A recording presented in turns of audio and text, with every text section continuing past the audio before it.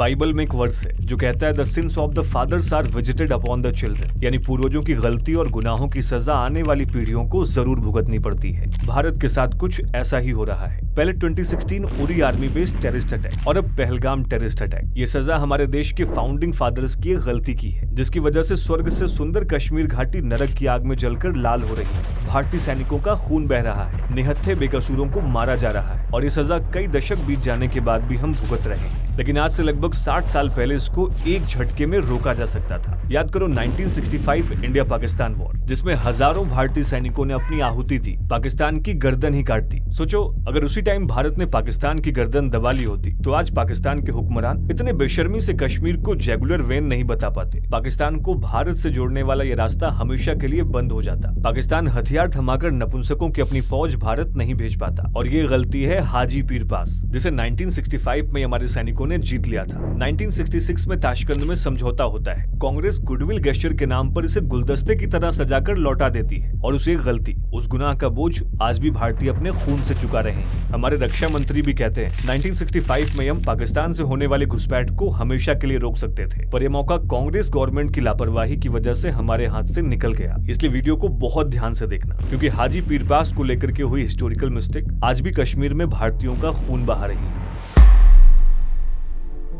यह है जम्मू एंड कश्मीर की पीर पंजाल रेंज। यह है इसका वेस्टर्न एरिया और यही लगभग 8,652 फीट की ऊंचाई पर मौजूद है हाजी पीर पास, जो स्ट्रेटेजिकली भारत के लिए बहुत इंपॉर्टेंट है, क्योंकि ये जम्मू कश्मीर के पुंछ को पीओके के रावलकोट से जोड़ता है। जम्मू से कश्मीर को जोड़ने वाला एक इंपॉर्टेंट रोड यहीं से जाता है। कश्मीर घाटी के उरी और जम्मू रीजन के पुंछ के बीच 282 किलोमीटर की दूरी को 56 किलोमीटर कर सकता है। जम्मू और कश्मीर के बीच कनेक्टिविटी को बेहतर कर सकता है, मिलिट्री लॉजिस्टिक्स और ट्रेड फ्लो को फास्ट कर सकता है। भारत यहीं से पीओके पर नजर और पकड़ दोनों बना सकता है। पीओके के लिए कांस्टेंट फियर एस्टैब्लिश कर सकता है, ठीक वैसा ही फियर जैसे भारत ने बलूचिस्तान में क्रिएट किया हुआ है। लेकिन 1948 में पाकिस्तान छुपकर भारत पर हमला करता है, कश्मीर के एक बड़े हिस्से को अपने कंट्रोल में ले लेता है। हाजी पीर पास भी पाकिस्तान के अंडर आ जाता है, जो कश्मीर वैली, पुंछ और राजौरी डिस्ट्रिक्ट्स में इन्फिल्ट्रेशन का मेजर रूट बनने लगता है। जब भी कश्मीर घाटी में कोई आतंकी घटना होती है, जड़ें इसी हाजी पीर पास से जुड़ी पाई जाती हैं। पाकिस्तानी लॉजिस्टिकल सपोर्ट और हथियार यहीं से कश्मीर में एंटर करते हैं। ये माउंटेन पास हर ओर से ऊंचे ऊंचे पहाड़ों से घिरा हुआ है और घाटी से ऊपर पहाड़ी इलाकों का सर्विलेंस करना बहुत चैलेंजिंग है। इसीलिए इंडियन आर्मी चाह के भी हाजी पीर पास को स्ट्रेटेजिकली सिक्योर नहीं रख पाती। लेकिन 1965 में भारत इसे रिकैप्चर कर लेता है। नामुमकिन से लगने वाले इस काम को भारतीय फौज आसान बना देती है, लेकिन हमारे पॉलिटिकल लीडर्स इस जीती हुई बाजी को पलट देते हैं।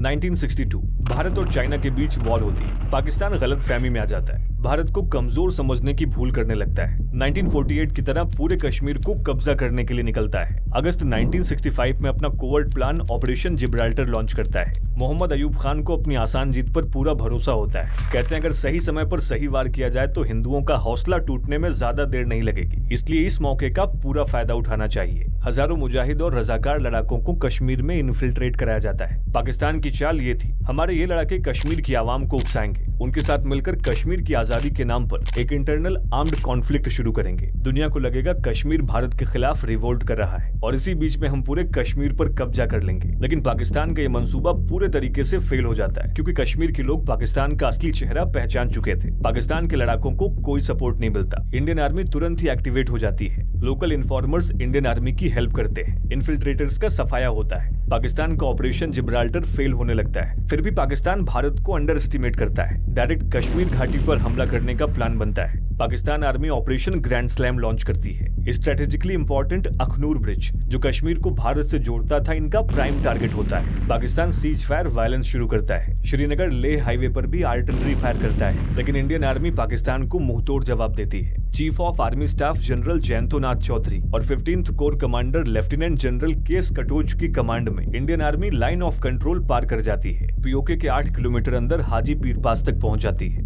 इंडियन आर्मी जानती थी हाजी पीर पास पर कब्जा कर लिया तो कश्मीर में पाकिस्तानी घुसपैठ बंद हो जाएगी। लॉजिस्टिकल सपोर्ट भी पाकिस्तान कश्मीर नहीं भेज पाएगा और पीओके पर हमेशा भारत की नजर रहेगी। लेकिन ये इतना आसान नहीं था, क्योंकि ये 3 ओर से ऊंचे ऊंचे पर्वतों से घिरा हुआ था, जिसके ईस्ट में 12,336 फीट ऊंचा बेदोरी पीक, वेस्ट में 9,500 फीट ऊंचा सांक हिल और साउथ वेस्ट में थी 10,300 फीट से भी ज्यादा ऊंची लडवाली गली, जिन पर इंडियन आर्मी को कब्जा करना था। लेकिन पाकिस्तान की गर्दन दबोचने के लिए इंडियन आर्मी ये नामुमकिन सा भी काम करने के लिए रेडी थी।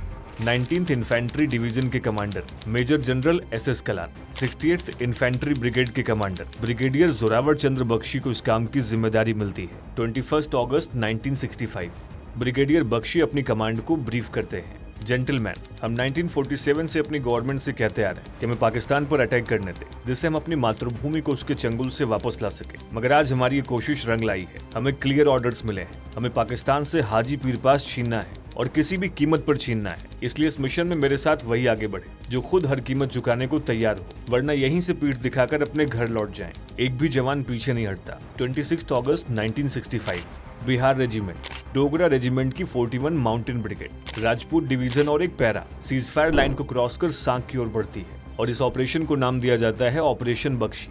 पूरे रीजन में बार्ब्ड वायर्स और माइनफील्ड्स बिछी हुई थी। रात का समय था, बारिश बहुत तेज हो रही थी, फिर भी भारतीय सेना सांक के स्टीप टेरेन पर चढ़ाई करती है। दूसरी ओर से आर्टिलरी फायर का सपोर्ट मिलता है, जिससे पाकिस्तानी फोर्सेज उसी में उलझी रहती हैं और 27 अगस्त की सुबह 4:15 पर सांक भारत के कब्जे में होता है। पाकिस्तानी भारत के सरप्राइज अटैक से शॉक्ड हो जाते हैं। इंडियन आर्मी उसी दिन लडवाली गली पर भी कब्जा कर लेती है और अब इंडियन आर्मी का अगला निशाना बेदोरी था। लेकिन ब्रिगेडियर बख्शी जानते थे अब तक पाकिस्तानी भारत की चाल समझ चुके होंगे। बेदोरी को छोड़ सीधे हाजी पीर पास पर अटैक करने का प्लान बनता है, लेकिन ये थोड़ा मुश्किल काम था। ब्रिगेडियर बख्शी पैरा ट्रूप को लीड कर रहे मेजर दयाल से बात करते हैं। कहते हैं, प्लान के मुताबिक तुम्हें बेदोरी ही जाना चाहिए, लेकिन मैं तुम्हें सीधे हाजी पीर पास भेजना चाहता था। तुम अगर हाजी पीर पास जीतने में कामयाब रहे तो तुम एक हीरो बन जाओगे, लेकिन अगर तुम ऐसा नहीं कर पाए तो पहले से बने प्लान को यूनिलैटरली चेंज करने और अपने सैनिकों की जान को जानबूझकर जोखिम में डालने के जुर्म में मुझे अरेस्ट कर लिया जाएगा। मेजर दयाल कहते हैं, मैं जीतूंगा सर, मेरे लड़के जीतेंगे, क्योंकि जीते बिना हमें मौत भी नहीं आ पाएगी।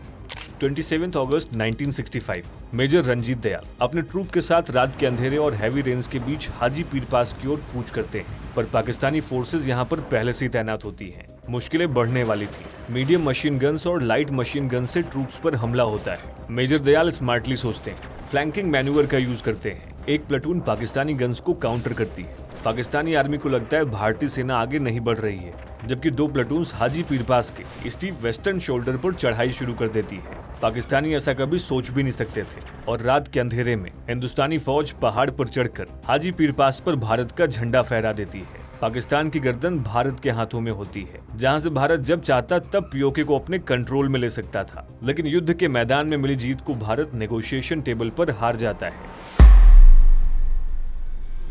सितंबर 1965 भारत पाकिस्तान युद्ध एक सेटलमेंट की ओर बढ़ रहा था। भारत पाकिस्तान दोनों अपने अपने जीत के दावे कर रहे थे, लेकिन इसी बीच सोवियत यूनियन और यूएसए मीडिएशन करते हैं। 23 सितंबर 1965 यूएन लेड सीजफायर घोषित होता है। 10 जनवरी 1966 भारतीय प्रधानमंत्री लाल बहादुर शास्त्री पाकिस्तानी प्रेसिडेंट अयूब खान ताशकंद में एक डिक्लेरेशन पर साइन करते हैं। दोनों देश प्री अगस्त 5, 1965 की अपनी कंडीशन पर लौटने के लिए रेडी हो जाते हैं। यानी भारत पाकिस्तान ने जो जो एरिया जीता था उसको लौटाना पड़ता है। हाजी पीर पास पर फिर से पाकिस्तान का कब्जा हो जाता है, पर भारत के पॉलिसी मेकर्स कहते हैं पाकिस्तान इस युद्ध में अखनूर के बेहद करीब आ गया था। ये जम्मू कश्मीर के लिए एक बड़ा खतरा होता। समझौते के अंडर छंब सेक्टर से पाकिस्तान का विड्रॉल भारत के लिए बेहद जरूरी था। लेकिन 1965 वॉर के सीजफायर के टाइम भारत के पास पाकिस्तान का 1920 स्क्वायर किलोमीटर का रीजन था, जिसमें स्ट्रेटेजिक हाजी पीर पास, सियालकोट, लाहौर और कश्मीर सेक्टर्स का फर्टाइल लैंड, जबकि पाकिस्तान के पास सिर्फ 550 स्क्वायर किलोमीटर की इंडियन टेरिटरी थी,